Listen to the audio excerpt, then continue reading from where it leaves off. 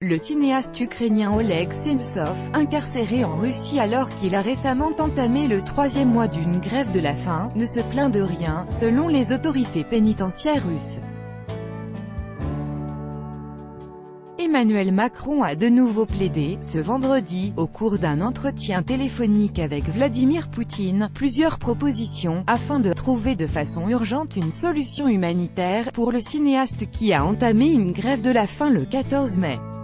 Cet opposant de 42 ans à l'annexion de la Crimée par la Russie en 2014 a été condamné en 2015 à 20 ans de prison pour terrorisme et trafic d'armes, à l'issue d'un procès qualifié de « stalinien » par Amnesty International. Un état de santé qui semble se dégrader dangereusement, selon l'Élysée. Vladimir Poutine s'est en revanche engagé à répondre à ces propositions comme à donner rapidement des éléments sur l'état de santé du détenu, dont la famille affirme qu'il est proche de la mort, d'où l'inquiétude d'Emmanuel Macron sur son état de santé, qui semble se dégrader dangereusement. Oleg Sentsov a refusé un transfert dans un hôpital municipal, expliquant qu'il ne se considérait pas comme un malade, selon la commission de surveillance publique des prisons.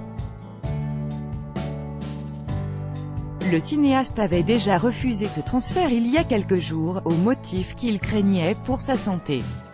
L'Ukraine a appelé les Occidentaux à renforcer la pression sur la Russie pour le faire libérer.